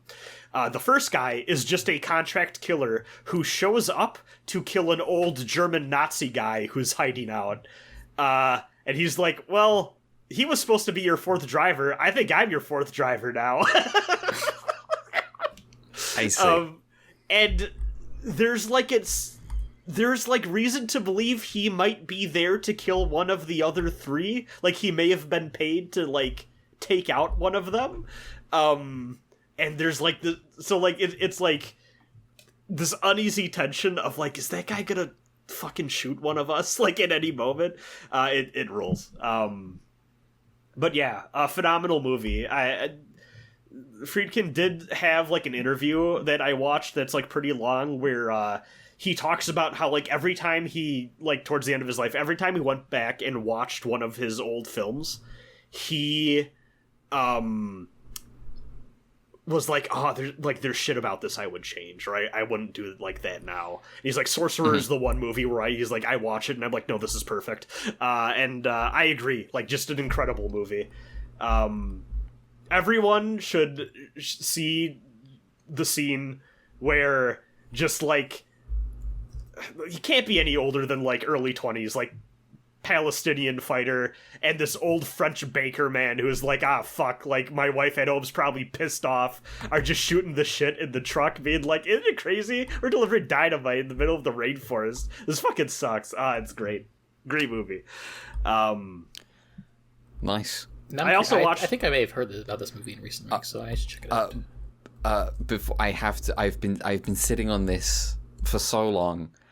I think you'll find Chicago Poochie is Pope Leo the 14th. Oh. Please continue. I also watched The French Connection again, which I haven't seen since I was like probably in high school again. Recurring theme. I don't have anything to say about that movie you probably haven't heard before. That's a good fucking movie. I don't know if either of you have seen it. I never. I guess I might be looking into acquiring both of these movies. Yeah. You should also see The Exorcist if you haven't. I know how you feel about horror. Yeah. But... Well, let me tell you. No, I have not. So I have not seen The French Connection, but I should have. Really, so I'm gonna be honest. I didn't know until like looking up cast and stuff. I never knew that there was a French Connection too, by a completely different guy that nobody talks about. Do you know the ending of The French Connection? No. Maybe vaguely. Okay, it ends on a good note that I think it kind of slipped me by when I was younger because I didn't really internalize what was being written in the "Where's Everyone Now" slides. But revisiting it as an adult, I'm like, oh, this movie, that it's such a good little gut punch right at the end. Great movie. I'm curious now to also watch Wages of Fear. Yeah, I should watch Wages of Fear. I know, also a beloved movie. And yeah, I've been very movie moded as of late. A few hours from now, I'm probably going to be watching Picnic at Hanging Rock with some friends. So, Okay. yeah, yeah, I think that's about it. I started Silent Hill F, and I'm having a good time, but I'm only a few hours in. So That's my I'll get guy back on the that. staff. Yeah. I'm gonna be honest, I knew so little about that game going into it that I kind of had assumed it was like a Life is Strange style like narrative game just because he was on board. And then I was like, I when think- people started talking, like, wait, there's like, it's Souls combat, and I went, wait, this game has combat? Yeah, I think like people expected, is he gonna just make a visual novel? But that turns out no, he was just writing the game. Then they made an actual Yeah. Silent Hill game, except the actual Silent Hill game has actual combat, Yeah. which sounds. Apparently, she's got a crazy dodge, which Yeah. is funny to me. Yeah. Women can do anything. I did have the experience of reading. So Sorry, it's nearly 8 p.m. oh yeah. We can move. I'm along. dying. Yeah, we can move along. All you gotta do is keep it strong. Yeah. Is Brad done? I'm done. I got it. That's it. Oh, okay. Okay. I guess I got some stuff. Friend and I finished watching the first season of Musume Pretty Derby, which I guess is technically a rewatch for me, but now I know who the horses are. It's been a while. That's all right. Sick. They got them. They got the horses. Basically, They run. it's all right show, and basically everything I hear from anyone is this is the most perfunctory season of the show, of the things they put out. Just like, Yeah. Like this is before the game came out, and it's the most. This is anime of a gacha game, of them. Mm-hmm. And probably also the one where like the idle stuff is more. Well, it's not like it's only there a little bit, obviously, because they're mostly racing, but. I hear like the future stuff is where it really locks in on being more of a sports thing. My friends have been watching these, and I think they said first season was the one they cared about the least. Yeah. I think ultimately part of it is also like the two lead horses are probably like maybe the least interesting, at least in the way it's presented. Which is to say a special week in Silent Suzuka. But it's fun at least. But I'm looking forward to the better, cooler stuff down the road. Especially like when we get to the fucking movie, which everyone thinks is crazy. That's the one with the science lady. Yeah. Agnes Tachyon. You can tell she's a science lady because her name's Tachyon. Yeah, Yeah. that was that's exactly why they made her a mad scientist. She's a They creature. they arguably picked the wrong science. Maybe. However, I don't think that type of science works with horse racing. No.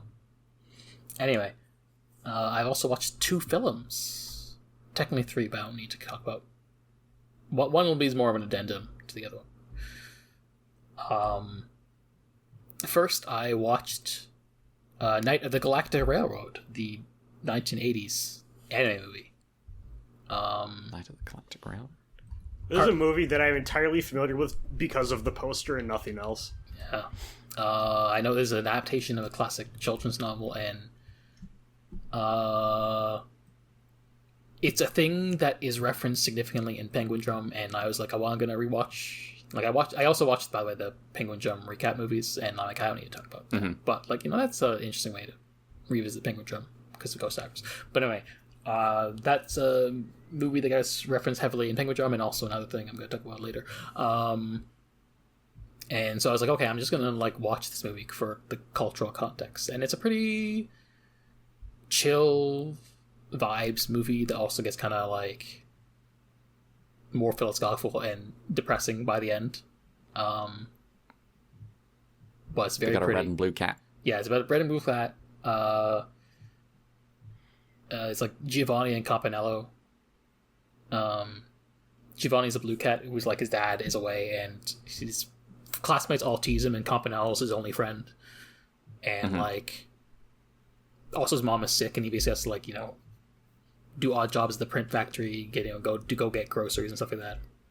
But it's the night of a festival, and he's kind of by himself, and he wants to hang out with his friend Campanella, and so he kind of just like goes off on his own, and then a weird, mysterious space train shows up, and then Campanella kind of shows up, and they,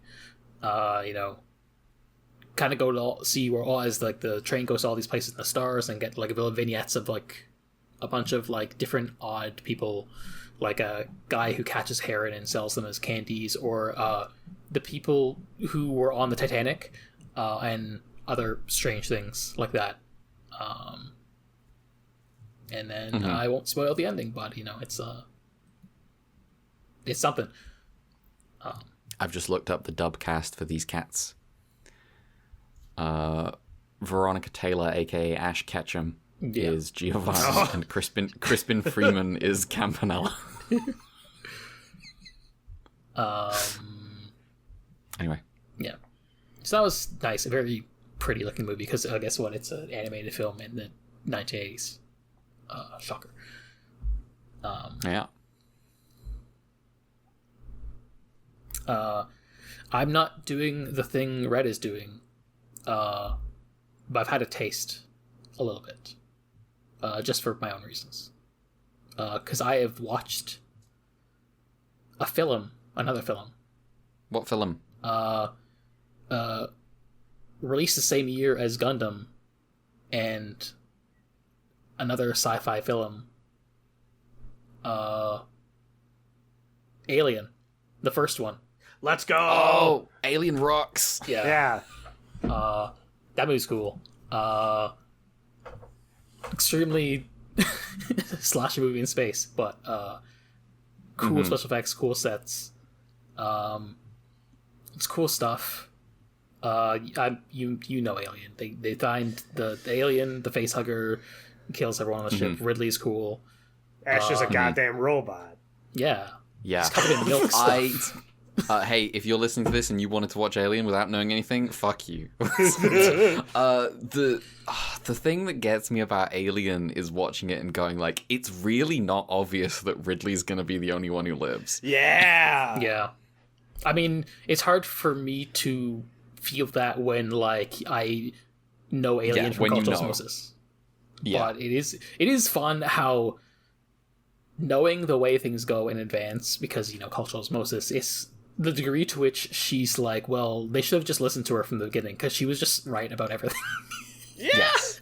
The way she comes off in the movie, like, oh, she's so cold and heartless, and God, how could she, this? She's and then it's like, shouldn't have brought the fucking alien on board the ship. What are you talking about? And then the guy who technically is the one responsible for bringing it on is like, your objectives were different. Yes. Your Aragorn kicks the helmet fact for this movie is when the chestburster scene happens, they didn't inform the people what was going to happen, so their reaction to all of that fake blood being spurted on them is pretty genuine. Yeah. I didn't know he was going to do that at the dinner table, to be honest. It is great. It does rock. Yeah. I had a funny thing. I've rewatched this movie a few times the last, within, the span of, this last year or so. And I remember because, the first time I rewatched it, I was like, for whatever reason, and I must have just been in a mood, but I was like, it didn't hit for me as, I thought it did. And then, a month or two after that, I was like, I'm gonna watch Alien again, because I was like, surely. And then I watched it, I was like, oh, no, this still fucks. I don't know what was wrong with me the first time. Yeah. I wouldn't say I'm necessarily blown away by it, but it's just a cool movie. And obviously the Xenomorph is a classic guy or woman, depending on, I don't know, in this case. Creature. I did, put my hand over his face sometimes, like a weenie. But thankfully, there's like only one jump scare in the movie. So yeah, that's it's in the fucking the vents. yes. Yeah. And they're like, no, you're going the wrong way, stupid.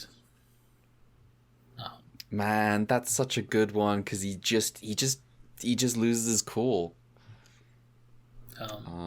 Shouts to those two dudes who don't give a fuck and just want to get paid. Yeah. Shout out to the cat who lives, Yeah. but also gets everyone else killed.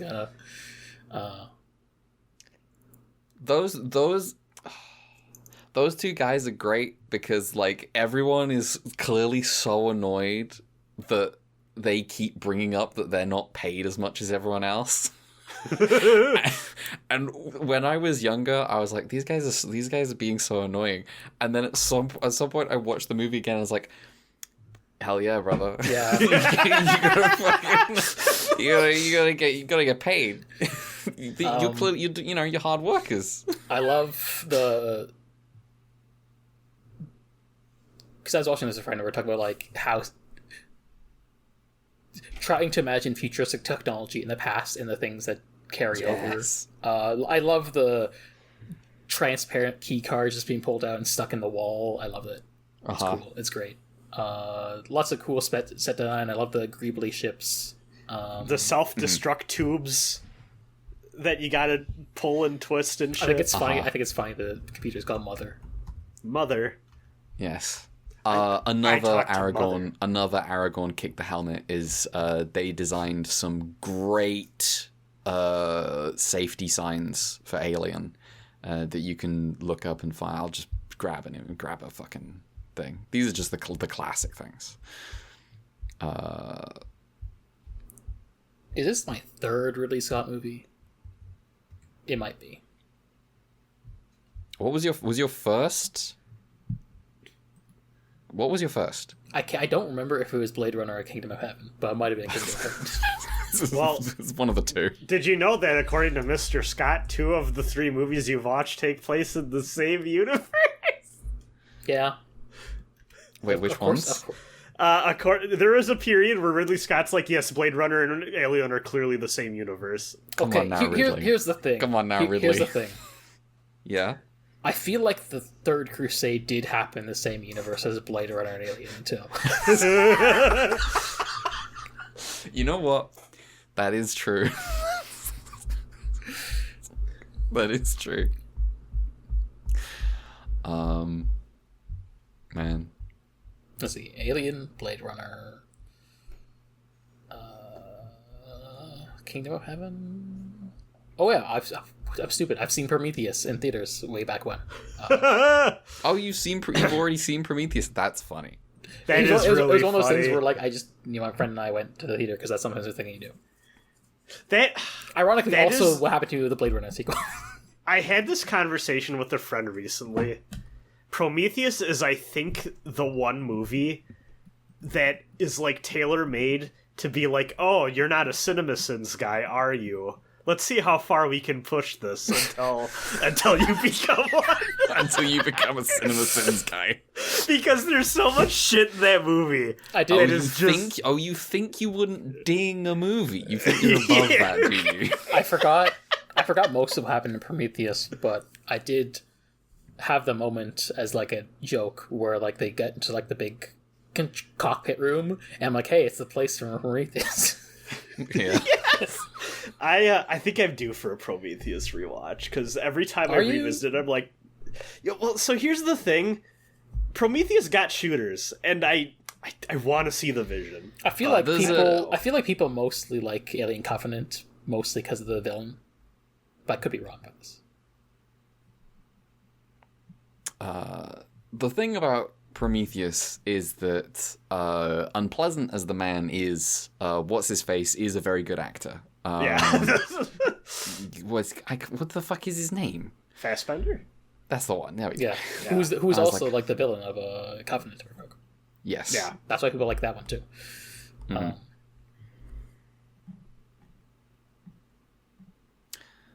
Yeah. Prometheus, the movie I saw with my friends, and one of them loudly said, "I'm not seeing a Brad suggestion ever again." You gotta hop on Alien Romulus. That's pretty Still good. haven't seen that. I'll probably watch Aliens, and then I'll be like, yeah, that's probably enough for me. Because I feel like I don't think the batting average of the rest of the movies seem that good. Alien 3 has its shooters. I have never seen it, but someday I will. Is Alien 3 the one that was a Fincher one, but there's like a million different like versions of it? Oh yeah, that, it's a movie that he's big mad about. Yes, yeah. I haven't seen that one since I was a kid. Alien's fun, dumb action movie. Doesn't have the same vibe, but you'll like it. No. Yeah. Nice. I guess like the last thing, work in progress. So there's more like a, hey, I've started this thing. Still in kind of the visual novel mood after the last one I read. So I've started a new one. This one's a bit longer. Wanted something that was a change of pace, because the last one goes kind of weird and crazy. So this one's kind of more like a fluffy Yuri type comedic one. It's called Wonderful Every Day, and hang on. And yeah, so it's about like a girl named Yuki who's a cool goth girl, who's also like a hipster who specifically likes smoking cigarette brands nobody else likes. Sorry, could you tell me what's the Japanese title of this game, please? I'll tell you in a second. Okay.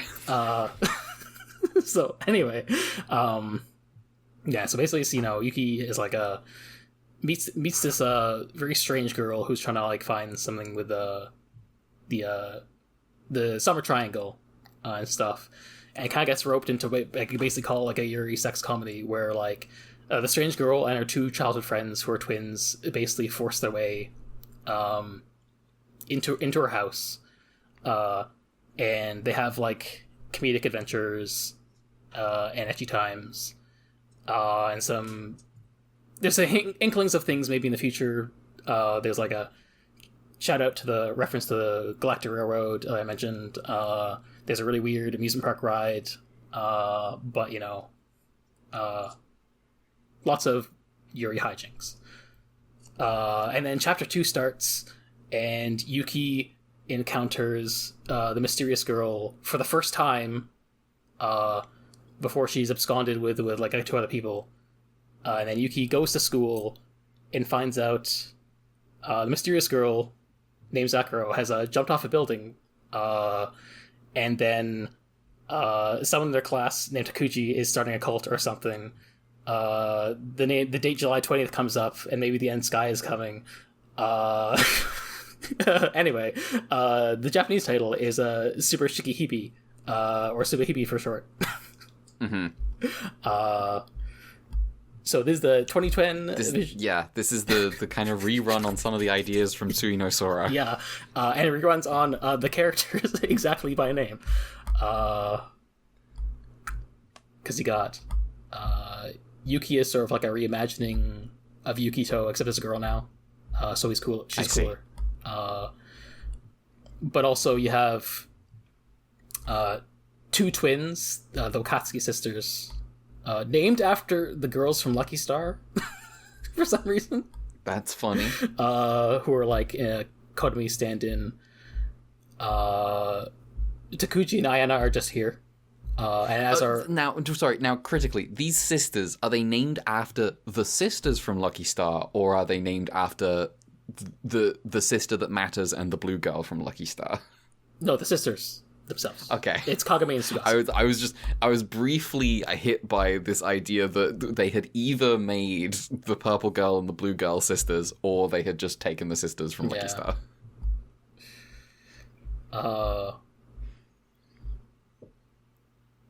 Yeah. So it's a more like higher production values, modern visual novel. So like the presentation is like more normal. You don't get the cool UI, which is a shame, but it's maybe more expected for this era. Takuji has delightful expressions. What a creep. Creepy guy. But also it's like expanded a lot. I would say the first chapter is about as long as Suino Sora itself. I see. There's a lot, what is my Steam playtime for this? I think it's like 30 hours so far. Damn. There's like 7 chapters. First one, it's like a fake out prologue with some thematic stuff that will be more that I presumably will understand when I finish the game. But the first chapter is from Yuki's perspective. It corresponds basically to the events of Yukito's route. But also, unlike Suino Sora, where I'd say Yukito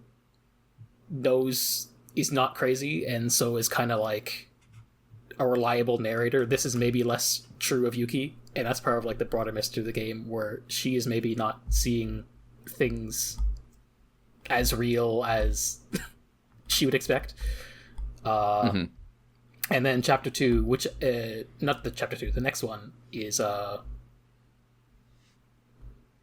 Takuji chapter, which is also apparently a third of the game's script. It was a long one. And that's basically like a more expanded version of his like side of the forming the cult, where you get more of his backstory of like, oh, why did he turn out like this gremlin child? Because you don't get it. Suino Sora being as short as it is means it can be a bit thin on like the actual characterization and motivations, and so it's a lot more like these are characters things are happening to them kind of thing, and you don't have as much interiority. Well, there is interiority, but like, you don't get like a lot of like who these people were before these things happened, or why they might act the way they do. And you find out he's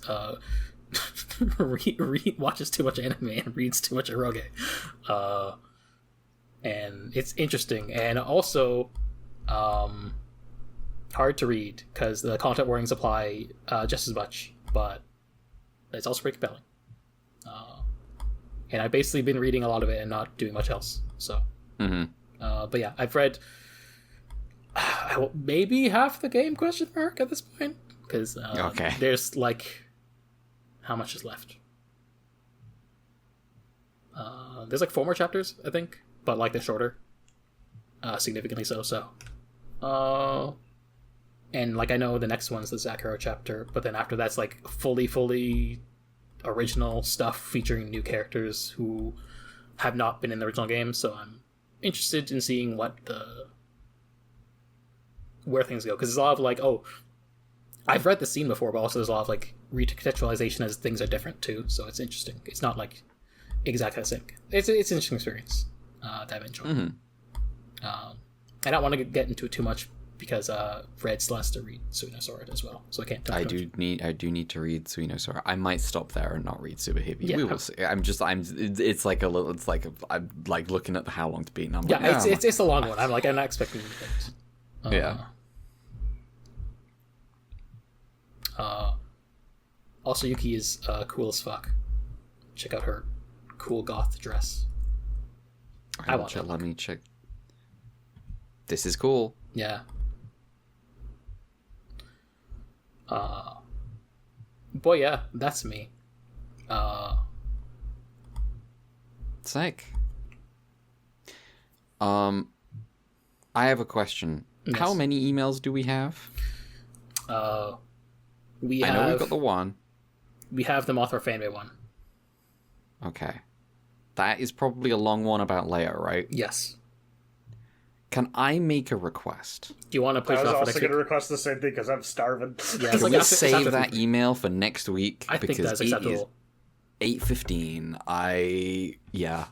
We did Arc as well, so Yeah, we did Arc. Fuck! I keep getting these episodes. I think it's probably not good. I think he just likes saying Arc.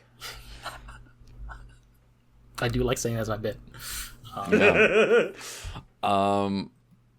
Well, In which case, apologies, Martha Fanboy. We will be reading your email about Leo next week. We look forward to your thoughts. For now, plugs. If you want to find us online, you can do so at Ultra QUEUE on Blue Sky. We are also on Twitter. We're at Ultra_QUEUE. I'm on Blue Sky. I'm at Red November. Mel, your plugs. You can send an email to ultrafund@gmail.com and be at the coffee Ultrafund. Sick. Brad. Yeah, Be Invoked. That's BEINVOKED on Blue Sky and YouTube. All right, we are out of here. We will see you next week for 3 more episodes of Ultraman 80. Hopefully, the batch is as good as it was this week. Yeah. Fingers crossed. I'm shockingly up. Exactly. Yeah. We will see. We will see. Just got to keep this up for the rest of the show. We might actually think warmly of 80 in the future. Yeah, all Subarashiki has to do is be consistent. Yeah.